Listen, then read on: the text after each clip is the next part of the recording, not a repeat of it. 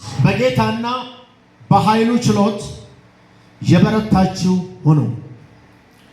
የዲያብሎስን ሽንገላ ትቃወሙ ዘንድ እንዲቻላችሁ የእግዚአብሔርን ዕቃ ጦር ሁሉ ልበሱ። መጋደላችን ከደምና ከሥጋ ጋር አይደለምና ከአለቆችና ከስልጣናት ጋር ከዚህ ከጨለማ ዓለም ገዦች ጋር በሰማያዊ ስፍራ ካለ ከክፋት መንፈሳውያን ሰራዊት ጋር ነው እንጂ ይላል። ስለዚህ ክፉን ቀን ለመቃወም ሁሉንም ፈጽማችሁ ለመቆም እንድትችሉ የእግዚአብሔርን ዕቃ ጦር ሁሉ አንሱ ይላል። ኢየሱስ ጌታ ነው።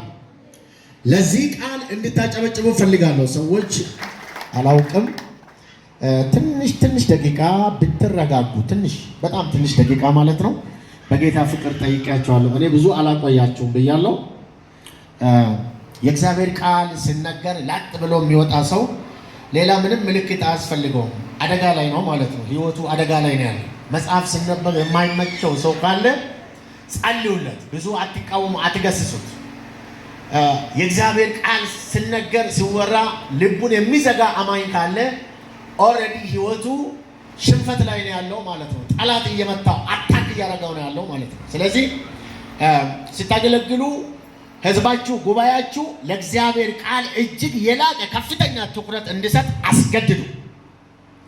ምክንያቱም የእግዚአብሔር ቃል በዚህ በጨለማው ዓለም ጠላትን መምቻና ጠላትን መቃወሚያ መሳሪያችን ነው። አሜን ነው ወይ? ኢየሱስ ጌታ ነው። ይሄ ቃል የሌለው ሰው ብዙ ሊዘምር ይችላል፣ ብዙ ሊሰብክ ይችላል፣ ብዙ ሊጾም ሊያስጾም ይችላል።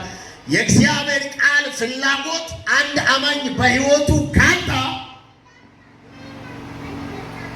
ሌላ ምንም አይነት ነገር ምንም ህልም አያስፈልገውም፣ ግምት ያ ሰው ጠላት በከባድ ጥቃት ውስጥ አድርጎታል። ኦልሬዲ እየተሸነፈ ነው ማለት ነው።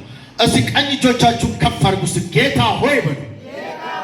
ዛሬ ምሽት ቃልን እሰማለሁ። ልቤ፣ ሐሳቤ፣ አእምሮዬ፣ አስተሳሰቤ፣ መንፈሴ በዚህ ቃል ኃይል በኢየሱስ ስም ይፈወስ፣ ይፈወስ። ኢየሱስ ጌታ ነው እና ጸሎት ተጸልሏል። ደም ስናመልከው ስንዘምር የነበረውን አምላክ ነው ቆሜ እሱን ነው ማገለግለውና ስለዚህ በተጸለየው ጸሎት እኔ ገብቻለሁ። ኢየሱስ ጌታ ነው።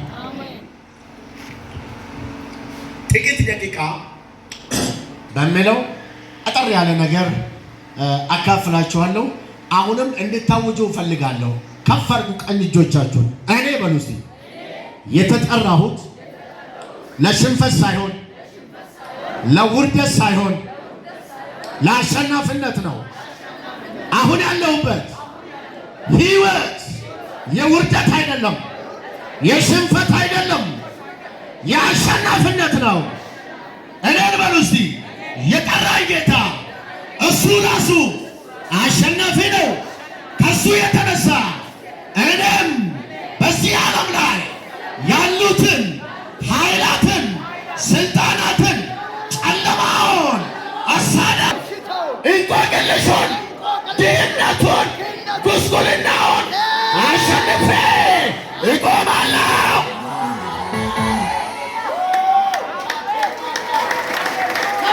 የገፉ አይናቸው እያየ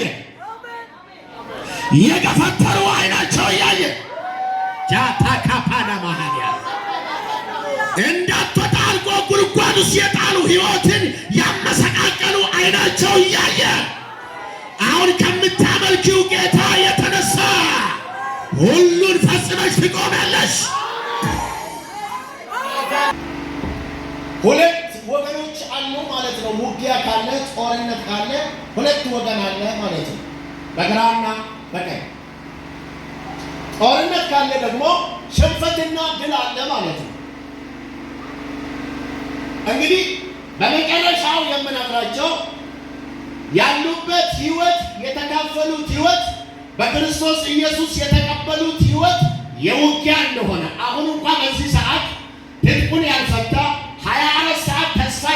የማይቆጥ ጠላት በዚህ ሰዓት እንኳን አሁን ውጊያ ላይ እንዳለ አሁን በዚህ ሰዓት እንኳን እየዘመርን እያለን እየሰበክን እያለን እንኳን ትንቢት እየተናገርን እያለን እንኳን እዚህ መድረክ አሁን ቆሜ እንኳን በሌላ ውጊያ የከፈተ ጠላት እንዳለ በዚህ ሰዓት እንኳን ምክንያቱም መጽሐፍ ቅዱስ የእግዚአብሔር ልጆች በእግዚአብሔር ፊት ሊያገለግሉ ቆሙ ይላል። ሰይጣንም አብሮ ቆመ። እዚህ ተስፋ የሌለው ተስፋ የማይቆርጥ ለማሸነፍ የምጣጣር የድል ታሪክ የሌለው መጽሐፍ ቅዱስ በጠላትነት እውቅና የሰጠው ሰርተፊኬት የሰጠው ባላጋራችሁ የተባለ ዲያብሎስ የሰው ልጆች በቁጥር 2 ከነበሩበት ጊዜ አንስቶ 70 ዓመት ጀምሮ በሰማይ ያሉትን መላእክት አሳስቶ እሱን የተስማሙትን ይዞ የወረደ የሰው ልጅ በቁጥር 2 ከነበረበት ጊዜ ጀምሮ ታሪካዊ የሰው ልጆች ጠላት የሆነ ሰይጣን ባለጋራ ተብሎ እዚህ ጋር ስያሜ ተሰጥቶታል። ስለዚህ አሁን ያለንበት ህይወት የውጊያ ህይወት ነው። ውጊያ የከፈተብን ጠላት ደግሞ ደካማ አይደለም፣ ሞኝም አይደለም።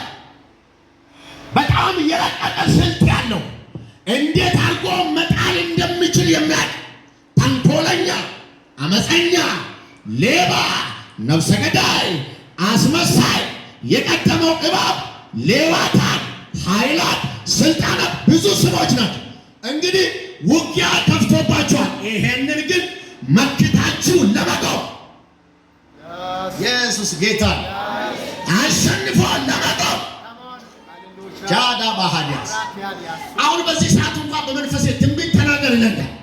በብዙ ነገር ውስጥ የተናወጣችሁ ህይወት የመረራችሁ መንገድ የተዘጋችሁ የተሸነፋችሁ የሚመስላችሁ ዛሬ ምስራች እንደ እግዚአብሔር ነብይ ትንቢት እናገራለሁ። ሁሉን አሸንፋችሁ ትቆማላችሁ።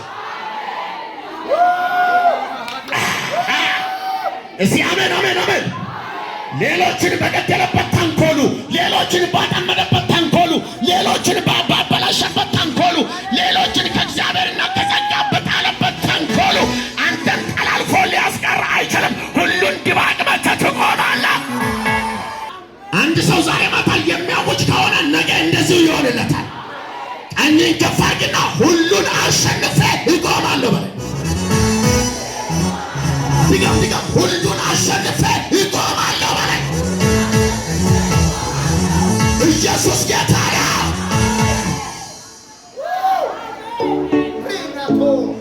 በዚህ ሰዓቱ ጋር በታላቅ ነውጥ ውስጥ ያላችሁ ሰዎች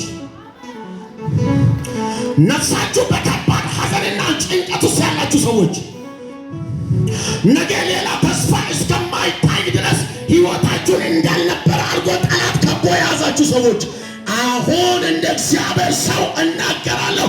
ሁሉም ይወድቃል፣ አንቺ ትቆማለሽ። ይወድቃል፣ አንተ ትቆማለህ። አንድ ሰው ጮስ እኔ ይቆማለሁ።